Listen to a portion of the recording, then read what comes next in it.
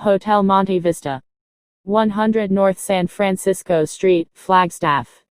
Many a celebrity has laid their head at this historic Flagstaff hotel, including such famous names as Michael J. Fox, Siouxsie Sisu, and the late Bob Hope.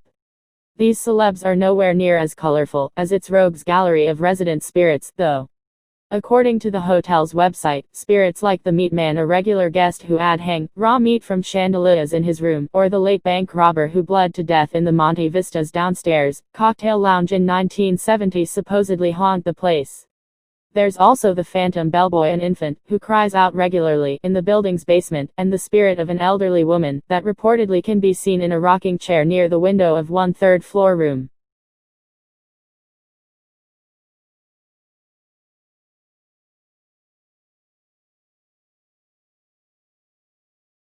There's an eerie aura surrounding the unusual-looking, UFO-shaped concrete structures located on a 5-acre patch of desert terrain off Interstate 8 south of Casa Grande. Vacant since the early 80s, when a now-defunct California electronics manufacturer constructed the buildings for office space and a factory, the so-called Thornton Road domes have become a quaint curiosity, fodder for local shutterbugs, and an impromptu gallery for graffiti artists. Some spooky stories have sprung up in recent years about shadowy figures scurrying about the property, slamming car doors, kicking around rocks, or unleashing demonic-sounding screams. Though they're still more or less standing as of this writing, Pinal County has ordered the demolition of the domes.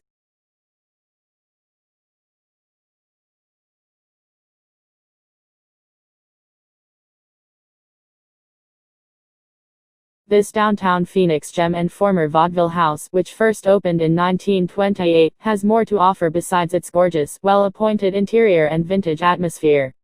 The Orion Theatre staff swear there are more than a few ghosts to be found inside. Chief among them is an apparition named Maddie, who supposedly dwells in the balcony, and is famous for nudging or shushing patrons during performances.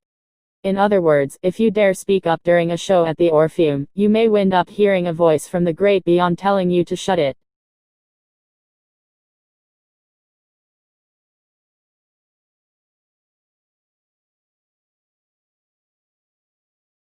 Jerome's reputation as a ghost town is well earned, considering the quaint hillside hamlet in northern Arizona is filled with infamous yarns about specters and spirits that haunt its historic buildings. None are as notorious, though, as the monolithic, 4-story Jerome Grand Hotel that looms over the rest of the town. Debuting in 1927 as the United Verde Hospital, this was where local miners came after suffering gruesome injuries while digging for copper, many of whom succumbed to their grievous wounds, or where the insane were brought to be cured of their mental illnesses. After closing in 1950, the building reopened some 47 years later as a vintage hotel where many a visitor has supposedly been scared by visions of phantom nurses, faint cries of distress, or the odd scream or two.